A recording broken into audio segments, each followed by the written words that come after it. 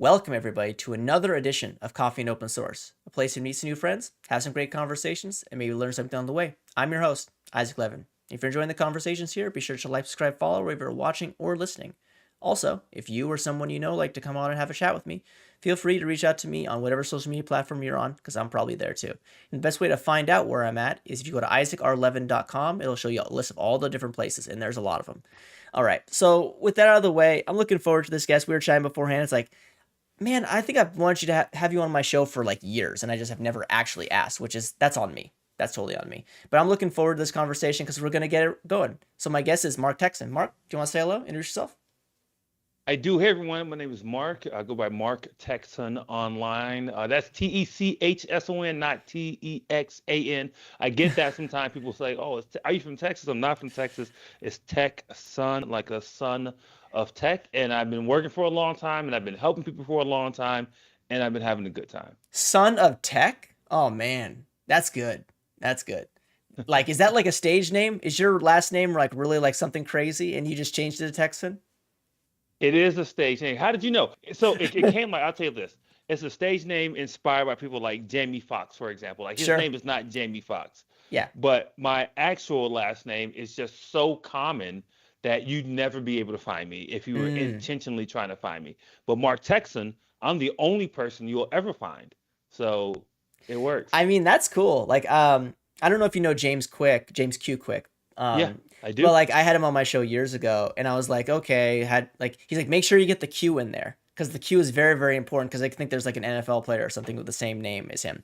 Then he's like, I've set up this entire thing as James Q Quick, so make sure that everything says James Q Quick. I'm like, all right, that's cool. I got you, man.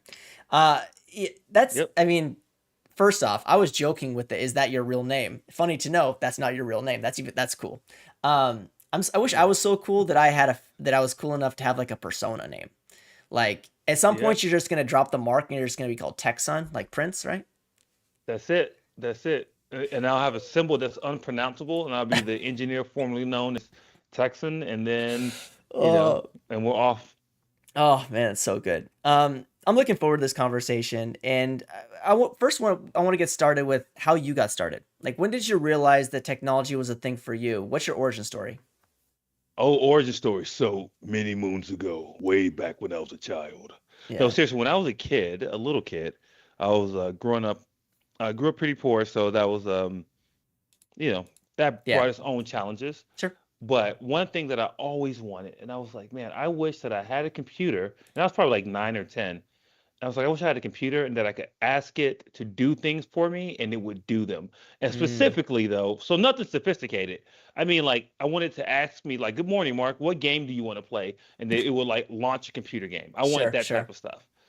And so I remember the first quote unquote program I ever wrote. I was probably like 9 or 10 years old. My parents got me this like really, really choice IBM PS1 computer that could barely do anything, but they had figured out a way to get me a home computer back in Yeah, the like 80s, and that's like a big deal back then, like sure. having a home Yeah. computer.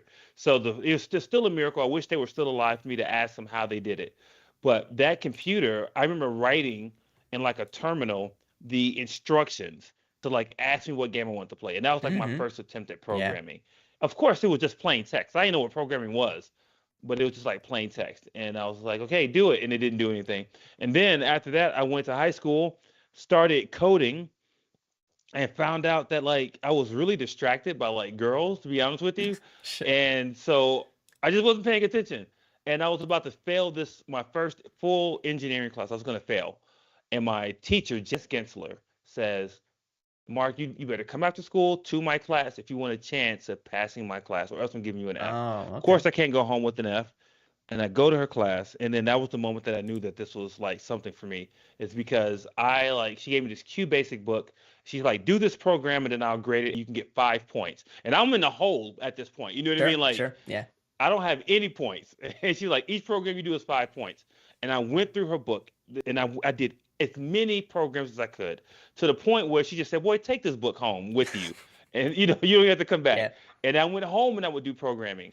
And that's how I knew it was like for me, is because I just loved it so much. And the summer of my sophomore year, I had that Q Basic book, and then I made my first video game that summer. I made an actual I made like a slot machine game that you Oh, could okay. like, press space bar and it would like roll, the things. It was very, very low fi, but it had graphics, but they weren't like good because I didn't know about like frame swapping or like buffer swapping or any Sure. of those techniques.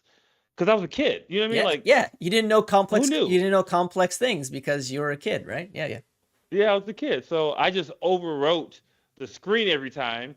And then I remember to overwrite the scores that I had drawn on, I would say between frame, like draw a green square over it, then write the new score. And that's how I was refreshing the screen. I was repainting everything, with like I was wiping it out and then repainting on top. Very Mm, slow, like 1 frame per second type of gameplay, but I made it. And that was how I got into tech. Then I went to college, did engineering. I did computer science and mathematics, and then I went to grad school. And then around 2004, I entered. Was it 2004? No, 2006 is when I entered the workforce, okay. and I've been working ever since. I mean, that's a miracle in of itself, being able to work consistently. Like, I mean, Yeah, I talk about this a lot with people, especially people that aren't in tech, because I think a lot of people that aren't in tech, they don't realize, like, one, you get paid way more than anybody else in any other industry because of whatever. sure. But also, like, it's so volatile. Like, you could be doing Hmm. everything great, and then all of a sudden it's like there's no job anymore. And like Hmm. and even if you're doing everything right, just based on like circumstance, right? And the like I haven't met a ton of people in my career that haven't like had like one like gap, right? Or it's like they were Right. working on like, so I mean that's something to be proud of. It's like you've been able to not only do the work well enough to like continue to move up, but you've also been somewhat lucky enough to not like get stuck somewhere, which is really challenging in tech because you can get stuck at places too, right? Oh yeah, for sure. I can tell you now, Isaac. Like, so that first job I got fired from. And then I had like a 2 month or 3 month break when I was looking for a Okay. new job, and that was really hard because I never gotten fired from anything, and I got fired from that job. They was like, "Yeah, dude, you suck," and goodbye. It wasn't because I wasn't doing my work. They fired me because they said that I was like coming to work late, which is true. Um, Well, I mean, it's true. I mean, so what engineers these days don't know about the world before, like the popularity of software engineering. One, back then, nobody even knew what I did, and I sure. couldn't explain it to most people. They couldn't even understand what was a software developer mean. That was the first thing. And the second thing was like I couldn't have a phone at my desk, like a cell phone at my desk, Yeah. right? And that was one of the reasons they said they fired me as well because they said they saw me on my phone. Now people now are like, "What? You don't get to Yeah. walk in whenever you want to? Yeah. You don't get to have your phone and be on TikTok all day? What about all your breaks?" I'm like, it was different back then. Like it was very structured. Well, I'll say, well, it's still structured now, but it was very strict back then. And the rules were very strict. So when I got fired, like they gave me this paper which had all these things that they said I didn't do. Sure. Sure. They were like and when I said coming to work late, I mean like I started at 7 a.m. and I would get there at like 7:09 or Sure. 7:12. Yeah. Yeah. Not egregious, But but enough for them to be like, you didn't show up at 7. Yeah. you didn't show up at 7. Now, if you heard if somebody said that right now, that sounds unreasonable. Yeah. Right? If you see what I'm saying? It sounds unreasonable to like 10 minutes and you got fired for that. Like, yeah, because it was Yeah. different Yeah. back then. It's a different time. Yeah. No, it's funny. Like I have it's somewhat adjacent story. Like my first job, like we were talking before we got started. I'm a little bit younger than you, but like same age. We're basically the same age. Hmm. And I remember my first job, 2010, 2011 ish, right? And it's an office job and whatever. And I'm talking to like an engineer, and I go to his desk and he's watching a YouTube video, and I'm like, "What are you doing? Watching a YouTube video?" Because in my brain, I'm like, why are you watching YouTube at work? And he's like, "I'm waiting for my build to Yeah. finish."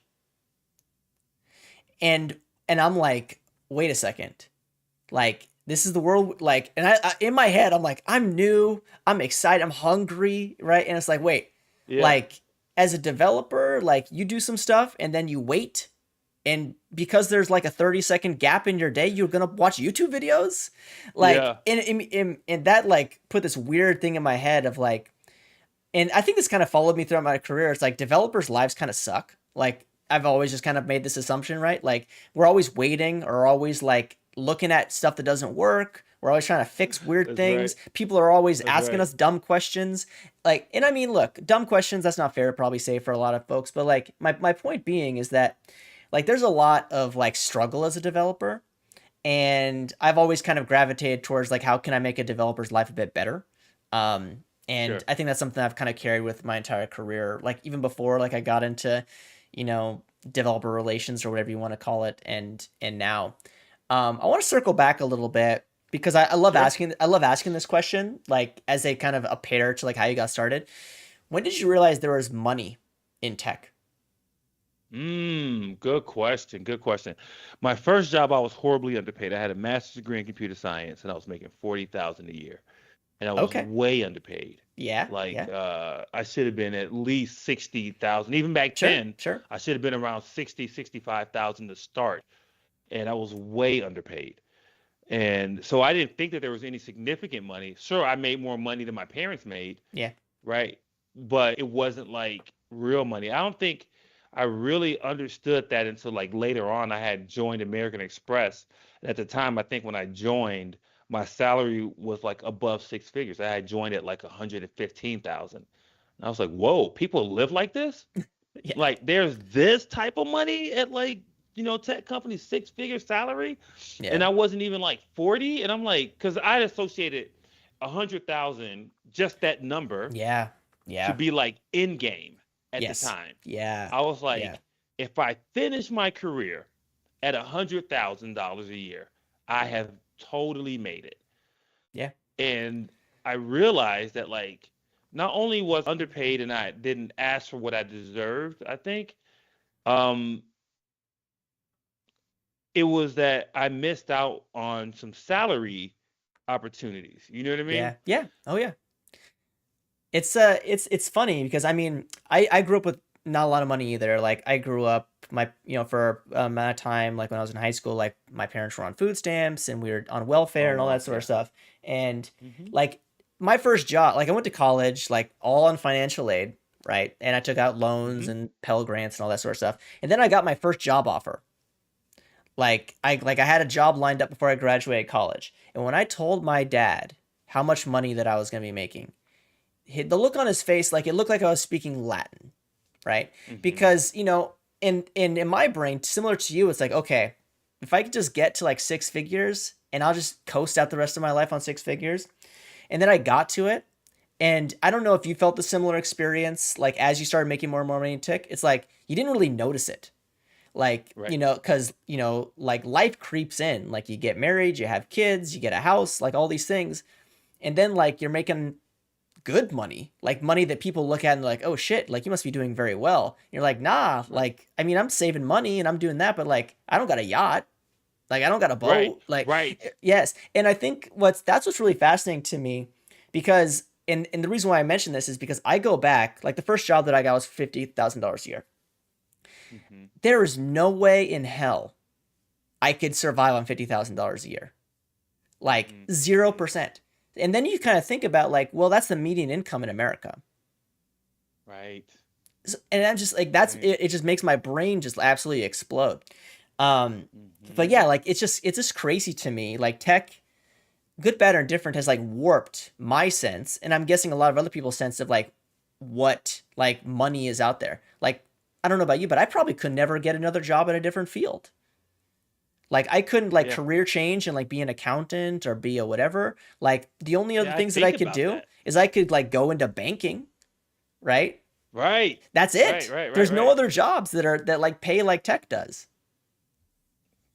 And that's a harsh reality that we're like kind of like being faced with as we hear more and more about like uncertainty in the future of tech. Because I have thought about a lot, like, okay, what do I do next that could be comparable, right, in salary? Like, what other? I'm like, okay, do I got to become a doctor? Do I need to become a Yeah. lawyer? Yeah. You know, Yeah. like, but I would tell you this though, those early years, and for developers out there who are listening, like, you know, we're both talking, post 15 years at least Yeah. experience at this Yeah. point, right? So we're not talking like this is your expectation for your first year of work, right? So I got to Yeah. be super clear about that. Like I'm 20 years experience. Isaac's talking, like I said, at least 15 years experience when you start getting to those higher end salaries. But I'll tell you, those early years were really hard because when you're making, let's say, 60,000, and then you get a 10% raise, you can feel the $6,000 change. Yeah. You Yeah. can really feel that. And then when you get another 10%, but then it does come a level where your tax, what you pay in taxes, it Yeah. starts to even out. Like you might make $500 more a month, but your tax bill goes up, or the cost of insurance is higher because now you've added dependents. Yep. And then any benefit you get, the insurance premiums eat up their benefits, so you end up the same. You don't really feel it. So that's not me trying to be like flippant, like, oh, I Oh, make so sure. much money, I don't care. It's more just like it's a different time, different like levels of like experience, right? Depending on where you are in your career, where you Yeah. are in your life. Like you said, lifestyle creep. I noticed that, I'm very conservative with my like lifestyle, but my wife and I were talking about a house that we didn't get one time. So this is back Yeah. when we were much younger in our marriage. We've been married for I think 14 years, so we were probably married for like 2 years, and we both were making under $100,000. She was still working, and before she came home to support from that direction. And this house was 175K, and we Jeez. really wanted it. 175,000.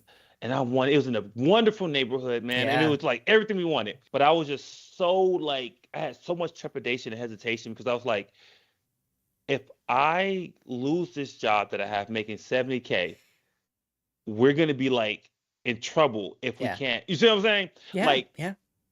it's just wild to think about. Now I look back, I'm like, had I known then what I know now, I would have just bought that house. You know what I mean? Sure. Like, Sure. I would have easily bought that house, man. Like even if my salary had to stay on the trajectory of like, maxing out around 130K, for example, that would have been a very reasonable like house purchase.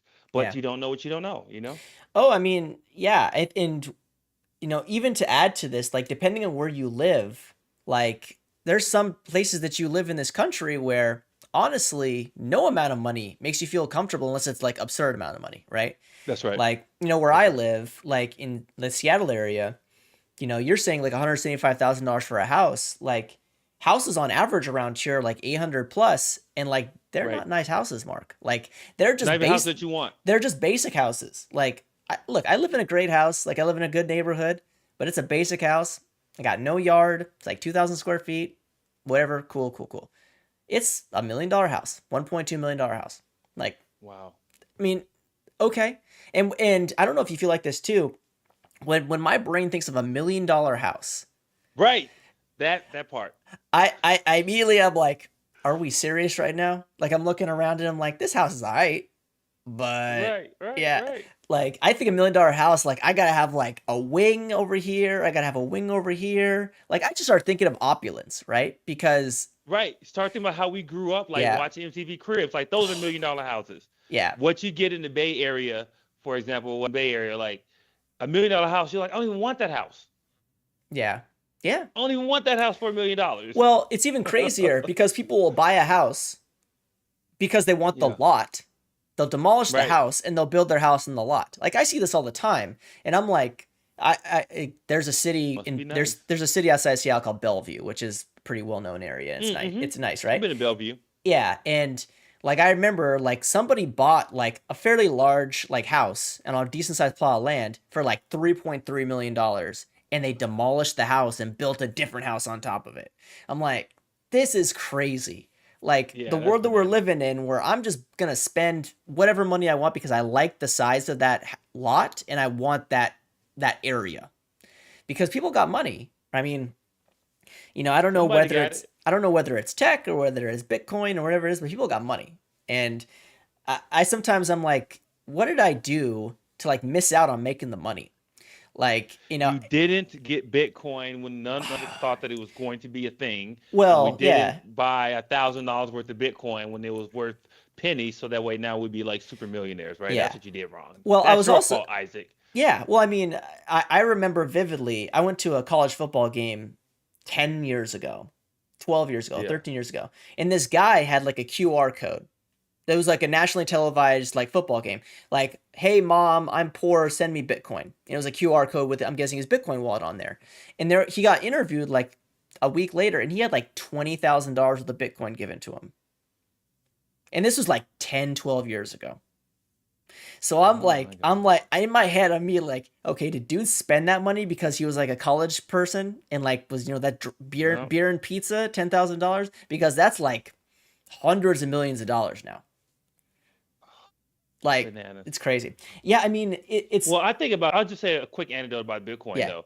I I had some fractional Bitcoin that I had like bought just during the first craze back in like 2016 when it Mm-hmm. started going up, Yep. and I bought a little bit and I held on to it for a few years, and then like about 4 years ago or so, I was like, man, I want a new camera, but the camera I wanted was very expensive, and I'm Sure. like, Sure. I can't like convince. I don't like to make big purchases out of our family budget. That is just Sure. a Sure. choice that I make at home. Right. I'm like, okay, I'll make it out of like bonus money or any other money that I make or like, personal stuff. So I was like, oh, I got some Bitcoin. I'll sell it for this camera. And I'm not like sad because it wasn't Yeah. enough to be like, oh, I'd be rich right now. But I also bought probably like three or four of the cameras. Yeah. and I, Oh, I, and I just kept it. You know what oh, I I mean, mean? So that's the whole beauty of like speculation, right? You have no idea. Like I have a no friend idea. who has worked at Amazon for a long, long time, and he sold his Amazon stock to buy a house in cash. Sure. But this was before Amazon got really, really big. Like, so like, and I'm just like, oh, okay. So like, you could have bought like six of those houses if you held onto your Right. stock. He's like, yeah, give or take. I'm like, man. Right. Or it's like Damn, when that's so wild. I used to work at Microsoft, and I worked Uh-huh. and when I started Microsoft when I joined Microsoft, Microsoft stock was $99, like $99, and I knew a lot of people who was like they when they joined it was like $12, $13, because Microsoft was pretty flat for a long, long time. Yeah, yeah, And yeah. now it's like however much it is. I haven't looked recently, but it's a lot, right? And in my mind, I'm like, okay, like how many people held on to it? How many people have like the the intestinal fortitude to like, okay, it's at 300 now. Do I hold or do I sell? I'm like 30x on my original investment. Do I keep going? Like and I think there's some people that just hold on to it because they don't know what to spend it on. And there are Yep. some people Yep. that are like, this is free money at this point. I might as well just spend it. Yeah, I'm of two minds around that type of stuff. As long as your like needs are met and it Yeah. is truly extra money, I think you could. I mean, I'm a big fan of living while there is life to be lived, Yeah. but also Yeah. be responsible, of course. That's what I'm saying. Like if your needs are met and your obligations are met, but like, live, man. Like spend a little bit of it, I guess. Try to get out there and Go on a nice trip, do something, right? Like, that's what I like. I mean, I'm really big on experiences. Like yeah. in terms of like my personal life, like I'm what's called a minimalist when it comes to like clothing, for example. Like I have a stack of black shirts and I wear those black shirts. You know what I mean? Like I don't care how I dress. Like I Sure. really don't care. Because it's just not important to me. But I will spend money on like a business class flight. You see what I'm Yeah. saying? Yeah, yeah. Like I won't shop like flights on deal sites because I want a nice experience. So for me, experiences and memories are super important. But for some people, it's not important. They have different priorities, which is also fine, Yeah. right? Some people are like, I really want a nice ring or a nice bracelet. And I don't look down upon that. I'm like, Yeah. look, you do you. But for me, experiences are where it's at. Oh, I mean, so my whole family, we're going to Prague next month. So I'm speaking at a conference, and we went to Prague last year. The whole family did, and they loved it. So we're gonna go again. And my wife, when I was booking the flights, she's like, can we get Comfort Plus, please?" And I was like, Yeah. I'm like, Yeah. it's $200 a ticket, of course. Like you just had to give me permission to say to do it. Like, because That's right. my wife is usually the more frugal of the two. I spend money like I don't need it because I think that's because I Okay. didn't grow up with much. So like I gotta spend it all the time. But my wife That's right. try to reels me back. So when my wife gives me permission to spend money, oh man, we're good to go. I've never booked a That's flight for so sure. fast in my entire life. That those Wh- Delta What Comfort Plus conference are you speaking at though? it's Update Conference. So it's a conference in Prague. I there it's put on by some great organizers, and I don't know if you've ever been to Prague. Prague is absolutely lovely. I want to go to Prague. It's That's why got I'm like at. I'm so curious about yeah, this. it's I mean the Czech Republic is awesome. Like it Hmm. the if you're in the city center, everybody speaks English. Everybody's super nice.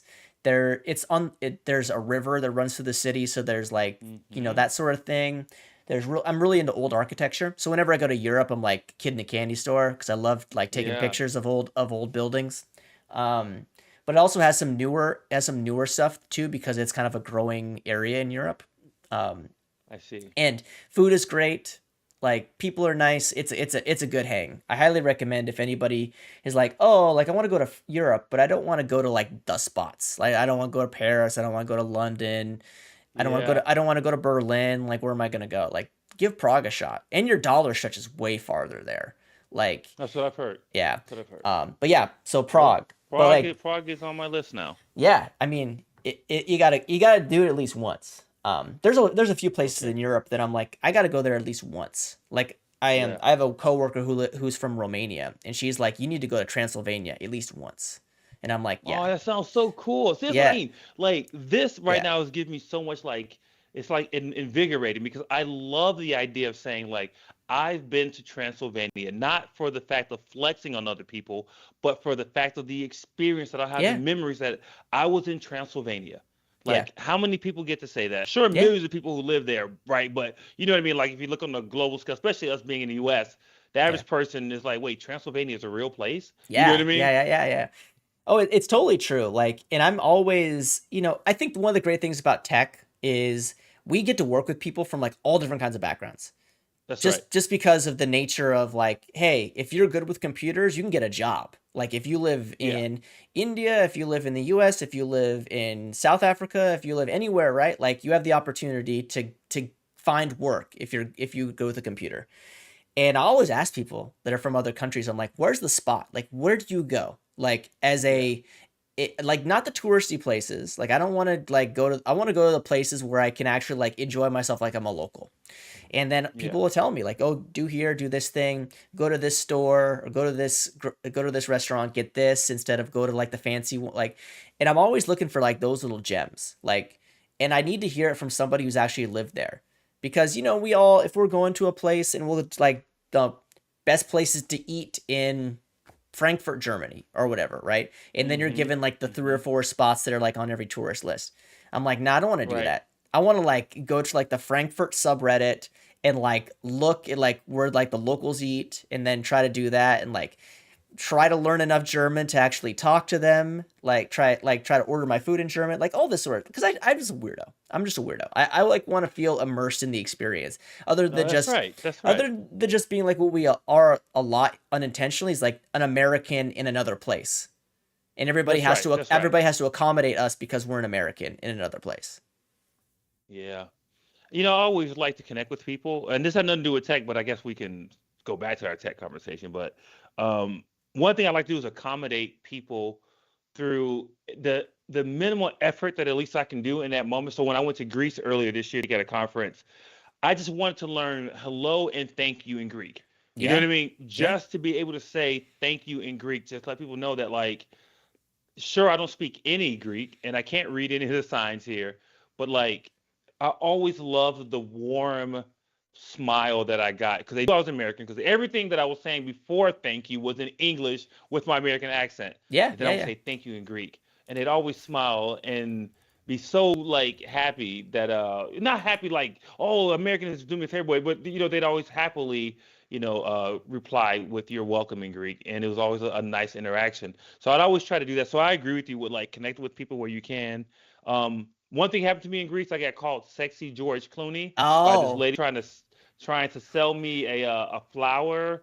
Like she was like, "Take the flower for my baby. You look like sexy George Clooney." I'm like, "You do know I'm black, right? Like, yeah, I don't yeah, look yeah. nothing like George Clooney, and he has a head full of hair, and I'm black. Like, Yeah. stop, please, He- please be for real, miss. You want to I'm know not what? buying this flower." You want to know another good trick to do in another country and you'll immediately get props? Is you learn how to say, I don't know the language, but I want to try. And if you Wow. like, so I started to do that. Like, if I'm going to a Yeah. place, I will like learn, I'll study that. And like, because people look at you like, really? Like, Yeah. you Yeah. Yeah. actually Yeah. took time to learn that particular phrase.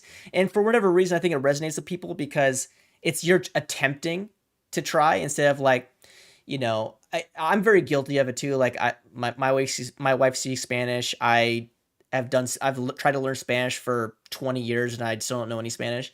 So like if I go and I'm around, like I can read Spanish, but I really can't speak it. Sure. So I'll just say like Spanish words, and people look at me like I'm just an idiot, right?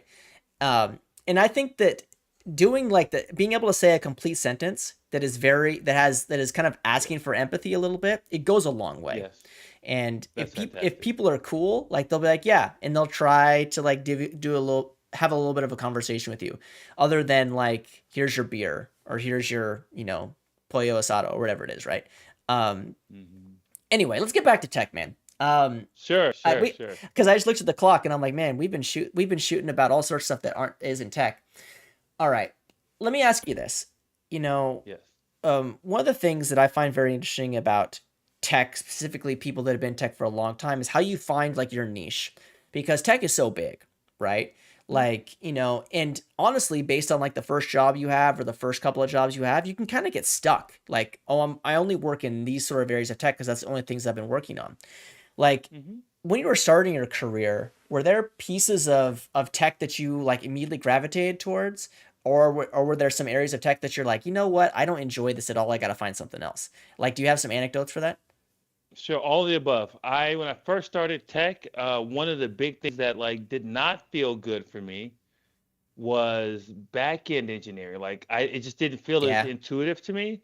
But sure, that's what I did for years. Like I did back end engineering for years because front end engineering didn't come out until I was probably like 6 years into my career, sure, maybe like 5 or 6 years of experience. Like around 2011 is when like the front end engineering discipline started to like yeah, really evolve and appear. So no, totally. Back end wasn't my thing. I always gravitated toward front end and mobile. Those are always so interesting to mm, me. Even to this day, mobile is still very interesting to me. Like making native mobile apps is such a fascinating like endeavor because of what our pocket computers can do. yeah, So that's really, really cool. But I think front end I owe a lot of the success of my career to front end because making the choice to go head first and dive right into front end frameworks, even back in yeah, 2000, sure, I don't know what year that was, whenever AngularJS came out and I yep, saw that first demo, that's when I made my first like attempts at front end engineering. yeah. So that for me was like the big jump off point. Yeah, so I mean, you mentioned this. You mentioned the phrase front end engineer or front end developer a Hmm. lot. Like, what do you feel about like the connotation between the two? Because I feel like there was a point in time where it's like, oh, you're a back end developer, you're a front end developer, Yeah. you're a full stack developer, which means you're kind of okay at both of them, right? Like, how do you feel? And honestly, sometimes me as somebody who I guess you could characterize me as more back end, I guess you could say. Um, Okay. like when you hear some of like the people saying like, oh, like if you need to know css, html, and javascript and that's it to be a front engineer, or you need to know like how to build like an api, like some of those like motifs or some like those what's the word I'm looking for, like those little like pigeonholes that people get put into. Like, what Yeah. do you think about that? Do you think that there is truly like somebody who is only a front end engineer, only a back end engineer, or do we all are we all kind of like masters of none, right?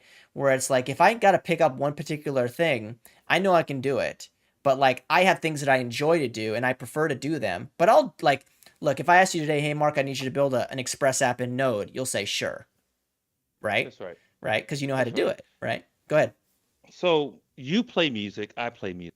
Okay. Who's your favorite guitar player? If you could just name one of them. So I used to say Eric Clapton, but that's kind of challenging to say at this point. I would probably say Stevie Ray Vaughan, honestly. Like I Okay, just like Stevie I Ray like I Vaughan. like classic rock blues, so I always fall into that.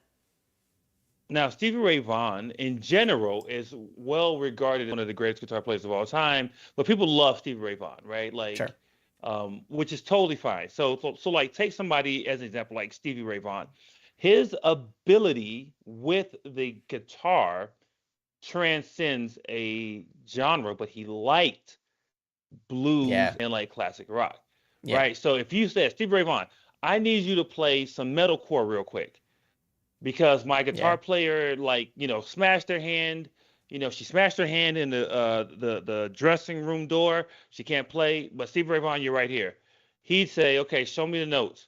Now, will it sound identical to what the other person would do? No, but because of his familiarity Yeah. and comfort With with the that instrument. instrument, Yeah. he could play it. And that's how I feel about like front end engineering versus back end engineering versus AI engineering versus mobile engineering. When you specialize in something, it gives you the ability to do something very special. I guess Yeah. you special in the same way, but to do some really unique and interesting things on the platform of your choice. Yeah. But your familiarity with the concepts of coding, that's what gives you the ability to jump to where you need to be when you need to be there. Because I Yeah. think there's so much. So, for instance, country music is not my favorite, but I can recognize virtuosity Oh, in country sure. music. I can listen to Keith Urban and be like, "Wow, Yeah. that dude rips." You know what I mean? Oh, yeah. Like Yeah, there's a few without liking people. country. Yeah, there's a few people that kind of like to your point, like transcend genres too, right? Right. Like if like I think your point is valid. If you're great with the instrument, in our case, the instrument is just writing code, then Right. you think about things a very specific way. And sure, there are some things that you're probably better at as a front end developer or front end engineer versus a back end engineer, right? Like and I've always thought, and this is just a bad assumption on my part. I just assume that if you're a front engineer, like you have also like designer principles, like because you Mm. typically like are good with CSS. You probably know like how like better user experience and how that should be laid out. That's how I think, and that's immediately why I gravitate towards like, oh, that's not me, because I don't think I'm very like creative from that standpoint. So I'd like to get your But you could thoughts. As also yeah, tie in that same thing to backend engineers having more familiarity with DevOps and infrastructure too, yeah, probably, very much so. right? Because your code lives closer to that discipline Yeah, in general. yeah. I mean that's valid. I mean, it, one thing too, and I think this is an issue across all tech. But I mean, when I see front end, I mean like also there's way too much stuff going on.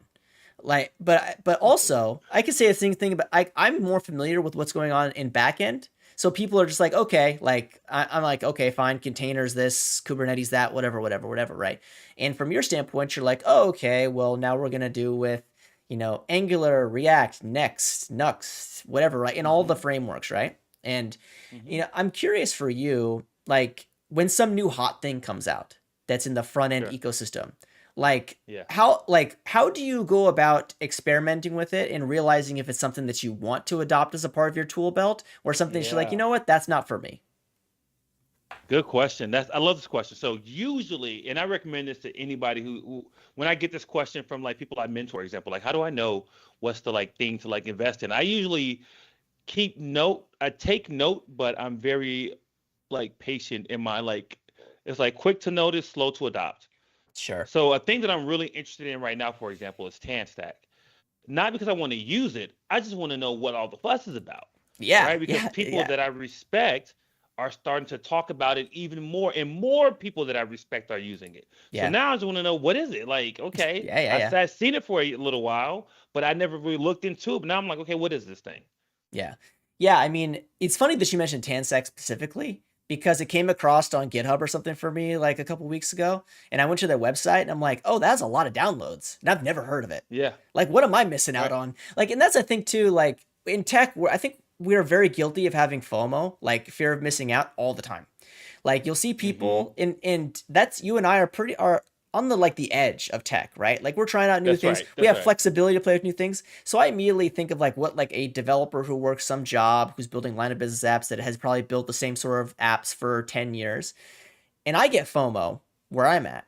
I can only imagine what it's Yeah. like for people that don't get an opportunity to play around with new stuff. Do you get much FOMO? Like you see like trends and you're like, okay, like what is going on here? Like, do I actually care? And then you look at it and you're like, oh, I should, Ugh. yeah, So much FOMO. There are so many things that I feel like I wish I had more time to check out. yeah, Like I wish that I had more time to check out Vue, for example, because I think people like it. Svelte is another. I mean, so like the other contemporary frameworks, um, contrary to popular belief, we on the Angular team do not like. So like, there's not like this backyard brawl where we all like dip our hands in glue and glass and like, okay, all right, Svelte, meet us in the back alley, yeah, solid. It's like a Royal Rumble. It's not like that. We actually all quite often will speak and share ideas because we all have our perspective on how we think modern web apps should be built. But there's a lot of variation into what that actually looks like in practice. So we share Yeah. ideas. But the thing is, I wish I had more time to build applications with other frameworks Yeah. because I just think it's cool. Like I never tried Next.js, but I know people love it. You know what I Hmm. mean? Like I used React before, so I know how React works, and I've used it, and I used to teach React actually, but I never used Next.js though. So Yeah. that's interesting to me. Like, why do people love it so much? I think another thing I have FOMO on is just understanding like with the future of development, the way things are going, the next frontier, or I won't say the next, another frontier that we should all be thinking about is infrastructure for the everyday developer, Mm. because your code is already being augmented or supported by AI, right? Yeah. I'm not saying it's going to be completely generated where you're not going to Yeah. be available. I'm saying I like where if you're going with you're, this. Keep going. Yeah. yeah, it's like if you're going to be writing code, I think you should have an AI companion Hmm. supporting you to increase your speed, increase your efficiency. Totally agree to that. But what about where it's going to be deployed? What about how it's going to be deployed? What about like how do you know if you need Netlify or Cloudflare? How do you know if you need, Yeah. US-1 East or some other thing? Like all these infrastructure things that we've not been thinking about Hmm. because we're so focused on the code. So now that we're like having to focus in a different way on the code, what is the infrastructure story for the future? Yeah. It's funny because what you're talking about is a lot of like back end principles. Like, because as Mm-hmm. somebody who's like an infrastructure engineer or somebody's a DevOps engineer, they have to think about those sort of things. Are we using Vercel or Netlify, or are we using this CDN versus this CDN, or whatever the concept might be? And you're talking about like people that have been more focused on front end development starting to worry about those things. And it's That's funny right. that like it almost feels like tech is kind of it's wide, but it's also shrinking because Mm-hmm. good, bad, or Mm-hmm. indifferent, like AI is going to do a lot of our work for us. It's not going to do all of Sure. it, but it's going to do more of it, right? Like I think it's very, very clear. So it's like, okay, what are the things that I can do that can make me successful that only I can do with my skill set, with my experience, with the fact that I have shipped software? Because let's be honest, like an LLM has never shipped software before. It doesn't know how it works. Right. It doesn't know what production triage looks like. It doesn't know what anything looks like, right? Right. So it's one of those things where as tech narrows and narrows, I think that we're going to all kind of turn into like this. I know the whole range of what a developer should know That's right. today, That's right? right. Like, That's and right. yes, like I'm very I was doing something with Copilot the other day, and I literally had Copilot build me an entire app, right? Like Mm-hmm. I have a Stream Deck, and I was like, Stream Deck doesn't have a plugin for this thing. I'm gonna build one. So I literally like it doesn't have like Stream Deck doesn't support like publishing to Twitter, for instance. I Like, love that. so That's I was like, awesome. okay, I've built like Twitter plugins before, like so I was like, hey Copilot, I want to create a Stream Deck plugin. These are the things that I need, blah blah blah blah blah, and it built like 99% of it. And you know what that Mm-hmm. 1% was? Only stuff that Isaac could What? do. Only stuff Isaac could do. Like I need to know, okay, how do I go and like set up an app in Twitter that I can do OAuth with? How do I configure Yeah. that? Like all of that. And like literally, I used it today to broadcast the fact that I'm talking to Mark, right, with it. That's And awesome. and it's one of those things where I didn't feel for 1 second that AI was taking my job. I'm like, I don't know how to build a Stream Deck plugin. I've never done that, but I know it's in Right. I know it's in JavaScript. So like That's right. make That's me right. 99% of what I need, and I'll make some tweaks. And it worked out just fine. And I know, So yeah, go I ahead. just want to. Sorry, I didn't mean to interrupt you. I just want to jump in on this because this is something that I've been thinking a lot about. So when I first saw that AI was starting to be able to produce functioning code, right? Yeah. I was like, look, I wonder all the things that I can make now that I couldn't make before. Oh yeah. You see what I'm saying? Yeah. That's what I started to think. I didn't think like, oh God, I'm not gonna have a job. That fear, I'm gonna tell you something. I've been saying this everywhere I go, and I'm gonna get in trouble for it one day. That fear of like losing my job only came when there were people at the top of, in the industry who were not engineers starting to say they were going to replace engineers. Sure. That's the only time I got that fear. My first instinct was actually like, look at all the things that I can make because Isaac, one thing I've always wanted to make is hardware, like hardware hacks for Yeah. myself. You see what Yeah. I'm saying? Like how do I make a robotic blind or like a keypad that can like do this? I don't know assembly. I don't have the time capacity to learn assembly code. I know what I want to be done. And I was like, oh man, I bet you with I can get some low level C++ to work on this thing to make it do something that I've always wanted it to do. Yeah, You see what I'm saying? yeah, That's what yeah. I thought. So this story is exactly in line with what excites me about the AI future. Oh man, And it doesn't create fear with me. I tell you what, like the amount of things that I've been able to build that Isaac 3 years ago would not be able to build by themselves is really high, Hmm. man. Like, I've and as a part of it, like I've learned how to build these things. Like, for instance, I built like a Chrome extension, right? A browser extension Yeah. that did a very particular thing. And look, again, it's all JavaScript. So could I have done it? Yes. But like sometimes I get into this loop, and I don't know if you're guilty of this too, where it's like you start thinking of all the stuff you want to build, and just that first step, that step zero, is impossible, right? Yeah. Because like you clone a sample down and you get the sample Yep. working, and then you're like, okay, now Yep. what? And you get Yep. and you freeze because there's like you in your brain all of these things that you want to plug in. You can't do it all sequentially. It all needs to be kind of done in parallel.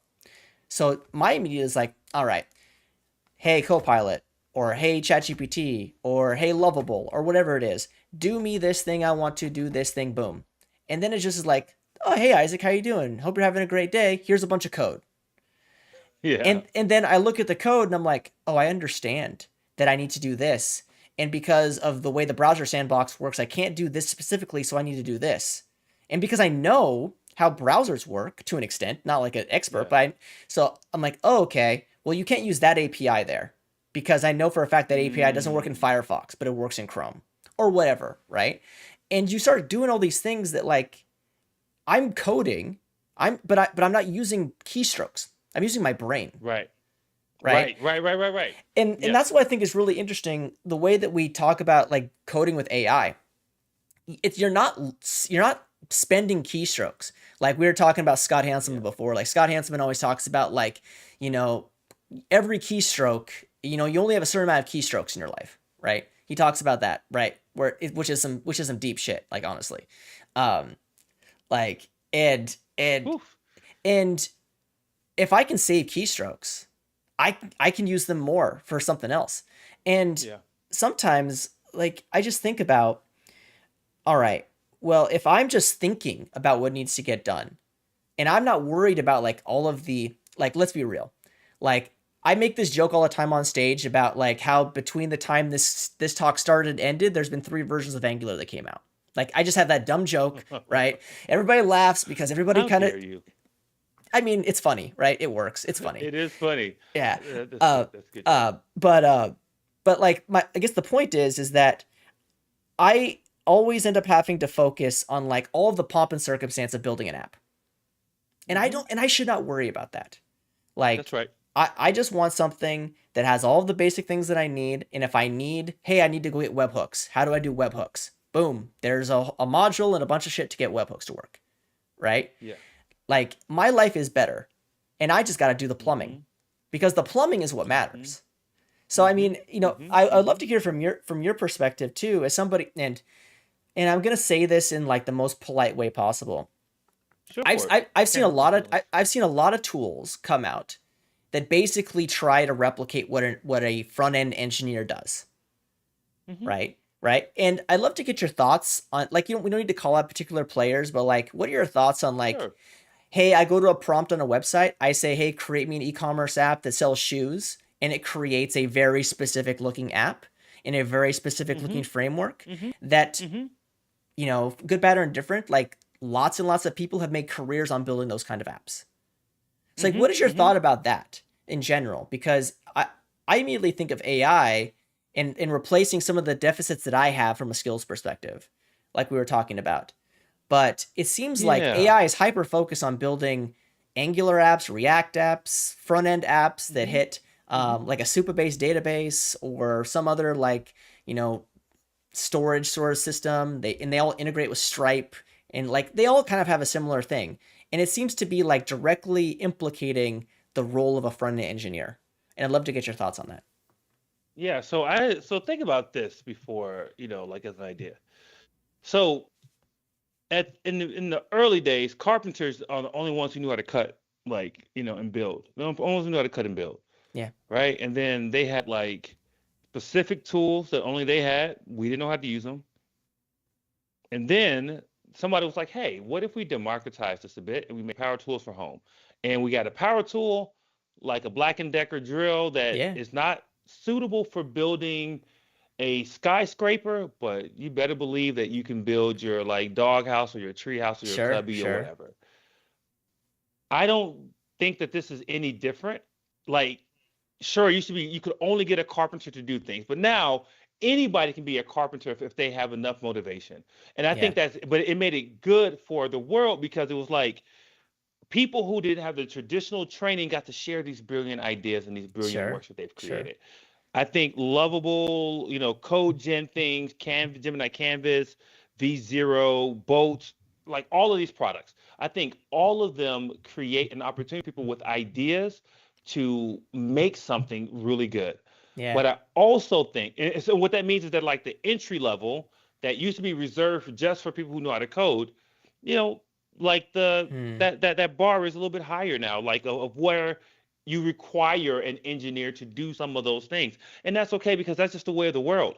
Yeah. Like, think about all the things that we have had democratized that you can get. Like, if I got to clean my carpet right now, I can go to Home Depot and go get a carpet cleaner. Yep. Where before, I used to have to call a professional cleaning place. Yep. I could not rent a carpet cleaner. Yeah. Now, is everybody going to rent a carpet cleaner? Heck no. Some people are still going to be like, look, this is not the best use of my time. Yeah. I'm not going to use this tool. But Yeah. for some people, this is going to unlock a lot of stuff. Yeah. And then what we have no data on, we just have no data. It's not good. Like I like your phrase, good, bad, or indifferent. This next thing is good, bad, or indifferent. We have no data on what happens next with the Yeah. flood of applications Yeah. that have been built through these like code generation tools. We have zero data on what happens next. Yeah. We might find that it was like the beginning of a whole new revolution of like code and democratized ability to write code. Or we might find that like, oh man, double down on engineering time Yeah. because now we got to fix all these broken apps. We don't know. I'm not saying this is going to happen. I'm saying we just don't know. Yeah. I mean, I hate doing this, but so I work at a company that cares about code quality. Like I work for a company called Sure. Sonar, and we just put out like a huge report on it. Basically, went through and assessed code generated by all the LLMs, and Hmm. like given a prompt, how many security vulnerabilities does this code create? Blah blah blah blah blah, and it's pretty crazy. Like literally how much, and this like it's getting better every day. Like the LLM generated code is getting better every Sure. day, but it's crazy to think it's like sometimes we're very blind with like clicking the easy button Yeah. and the easy button only works until it stops working. That's And right. and what's interesting to me is like I went and spoke at my alma mater where I went to college. I spoke at like their MIS like group meetup, and I was talking to them, and like I put together a talk, and you'll appreciate this because you've had kids. My favorite book, like one of my favorite books of all time, is "Oh, the Place You'll Go" by Dr. Seuss. Oh, So I built a talk using that book as a framework and how wow. it Amazing. aligned to tech, right? And basically, and like the students loved it, and we were talking afterwards, and I was curious. I'm like, okay, so AI is the thing right now. So like, what sort of and there's a professor there too. It's like, what sort of classes are you taking right now? What sort of Hmm. jobs are you looking to get? Because like, when you and I were coming out, like computer science curriculums were like, you're gonna learn some code, man. You're gonna learn C++. Plus That's plus. right. You're gonna like learn about networking. You're gonna learn about database architectures. You're gonna learn all of it, right? And now, since so much of that has been obfuscated away or abstracted away, I was curious, like, Uh-huh. what are you like? What is your goal? And they're like, honestly, the jobs that we're seeing Hmm. consistently that are hiring are security related jobs. So like in Yep. the security engineering space, in the data and BI space, so being like a data analyst or like a machine learning engineer, and like being able to visualize that sort Hmm. of stuff. And then the Hmm. last one is people like literally they just called it like being a developer, which basically was Yeah. like working with all of the tools That's to right. build something. And that's what we've been talking That's about. It's right. like literally just give me all of the tools and make all the tools just do what they do, and then let me connect the dots. And at that point, like I know there's been a lot of trepidation. It's like, oh, like people coming out of college aren't going to have jobs and blah blah blah, right? And I worry about that to some extent because of your point, like the bar is raising because like a lot of these Sure. LLMs are mostly like entry level sort of jobs, right? So like the expectation Right. of Right. like actual humans coming into entry level is a little bit higher. But I'm like, I mean, humans are resilient. Like That's right. That's right. we're not gonna let an entire like job market collapse because of like technology. Like, I mean, I think about like I was Mm-hmm. watching a TV show and the TV show was like there's an elevator operator. Like back in the day, like there's a person whose job it was Mm-hmm. to make the elevators go up and down. And then Mm-hmm. eventually like the mechanical and the automated elevator came into place. What happened? That person's job changed to do something else. They didn't lose their That's job. right. They just their job That's changed. right. And that's what's going on here. And we're about close to wrapping up. So I'm curious like what is the outlook of all of this in your opinion?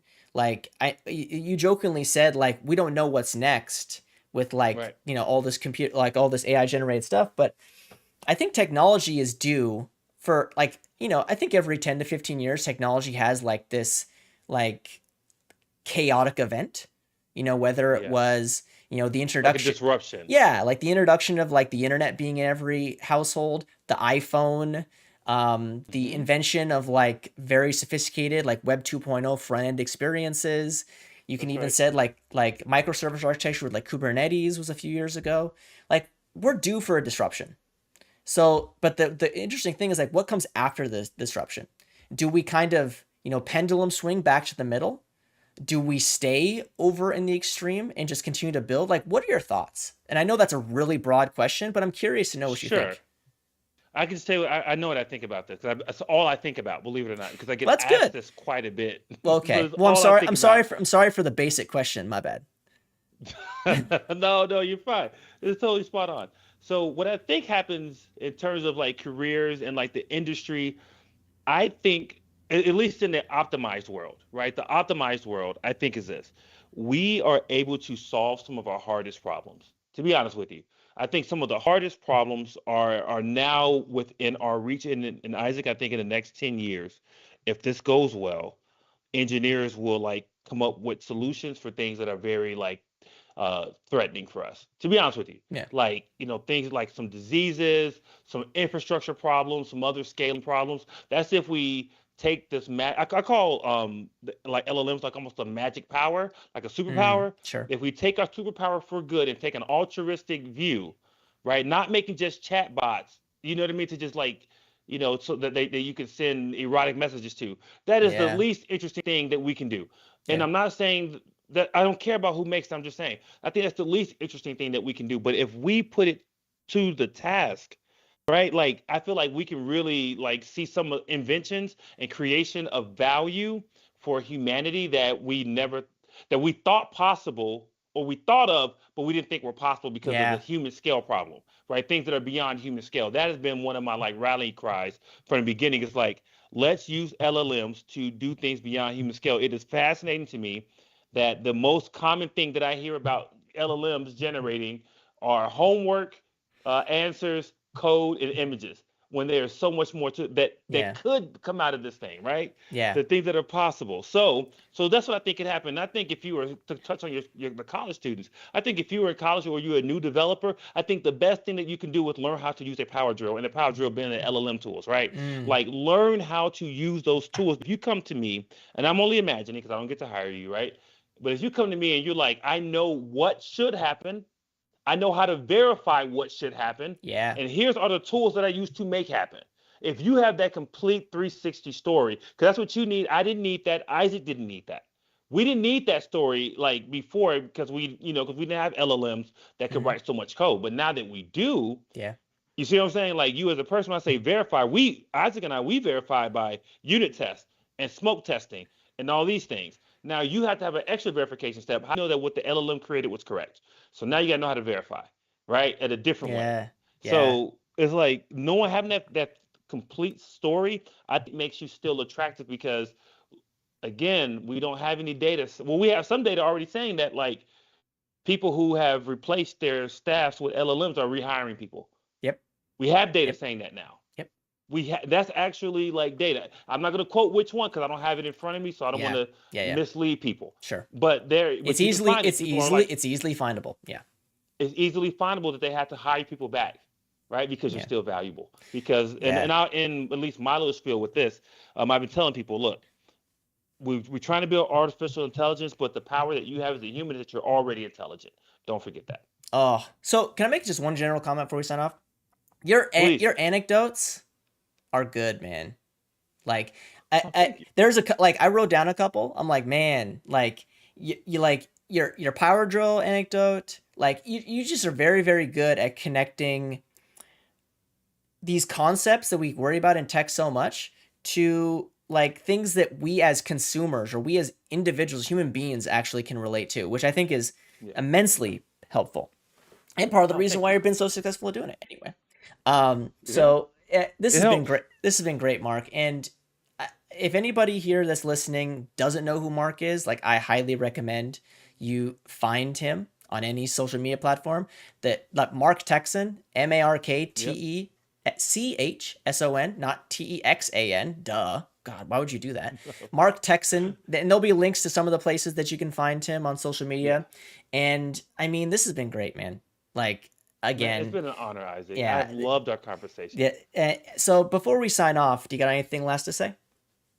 Yeah, I work on the Angular team, so check out things that Angular are doing. Even if you're not an Angular developer, still you could learn from other places, right? So check out what we're doing in November. We got a really special event coming up, so you definitely want to keep an eye out on Angular.dev, and then hang out with me. I host a show called Elite Heat on YouTube. It's a game show for developers as a part of the Code TV network. So please watch the show and hang out. It's a lot of fun. And Isaac, I really just have to say that I think that you and I are on the track for being fast friends. We have a lot in common. I've really enjoyed our conversation, and thank you for having me. Yeah, man, I had a great time. Like, I looked at the clock and I'm like, man, I only got 20 more minutes with this guy. Dang. All right, so we're just gonna have to find time to hang out, man. That's for sure. And Sounds good, brother. I really appreciate your time. Like, I know that you're busy, and I really appreciate it. And I thanks everybody that was watching live and the folks that are listening in the future. So my name is Isaac Levin. This has been Coffee and Open Source, and for my friend Mark, I hope you enjoyed.